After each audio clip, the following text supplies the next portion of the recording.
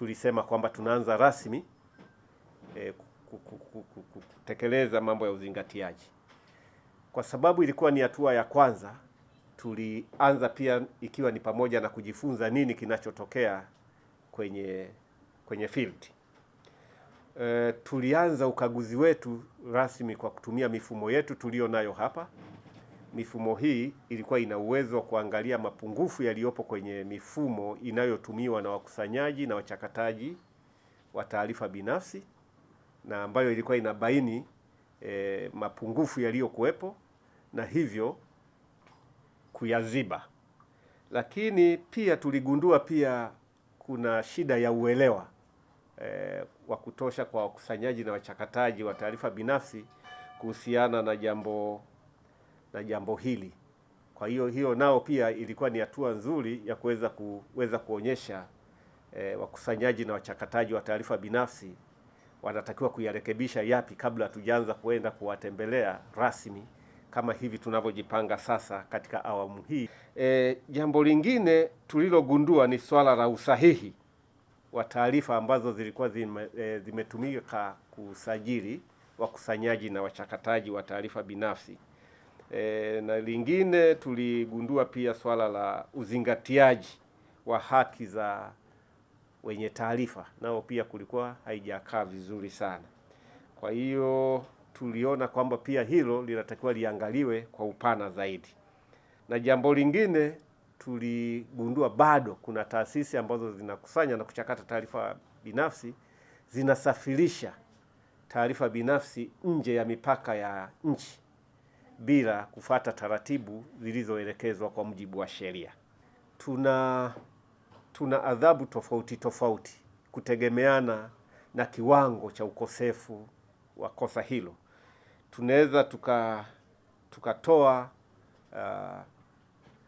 maelekezo ni nini kinatakiwa kurekebisha na nini kinatakiwa kifanyiwe marekebisho ili kiweze kufanya vizuri zaidi.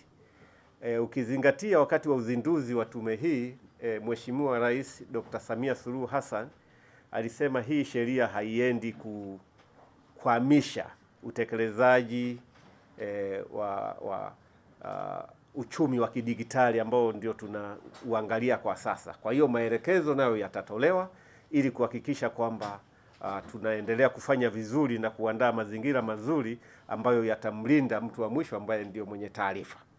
Lakini jambo la pili pia tunaweza tukawa tunaandika barua za onyo kwa yule ambaye tunaona pia kiwango gani amekosea kwa mujibu wa sheria na jinsi ambavyo tunaweza tukasababisha haya mambo yakatekelezeka vizuri zaidi.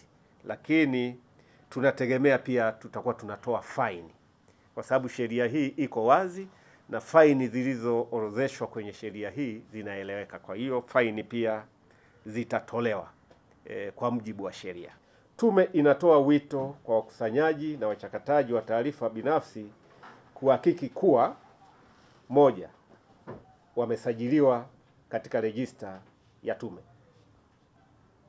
mbili, wanazingatia matakwa yote ya sheria ya ulinzi wa taarifa binafsi na kanuni zake; tatu, wanazingatia haki za wahusika wa taarifa, yani data subject; nne, wanakusanya taarifa binafsi kwa madhumuni halali na mahususi yaliyokusudiwa; tano, wanaandaa na kuwasilisha ripoti ya uzingatiaji kwa kila robo ya mwaka; sita, wameandaa na kuzingatia sera ya ulinzi wa taarifa binafsi iliyoidhinishwa na tume;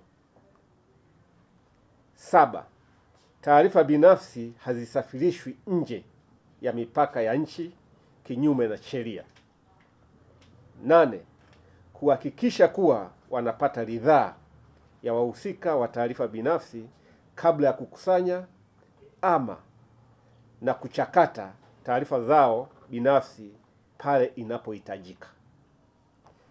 Tume ina utaarifu umma kuwa zoezi la ukaguzi kwa hatua inayofuata litahusisha kutembelea wakusanyaji na wachakataji wa taarifa binafsi ili kuendelea kujiridhisha na uzingatiaji wa matakwa ya sheria ya ulinzi wa taarifa binafsi sura ya 44, tume inategemea ushirikiano kutoka kwa wadau wote katika kufanikisha zoezi hili. Utekelezaji huu unaanza Jumatatu, kwa maana ya kwamba tarehe 31 mwezi huu wa 8 2026 ni Jumatatu ijayo tunaingia kwenye field kwa ajili ya kuanza kufanya ukaguzi ambao tunauita ni compliance audit.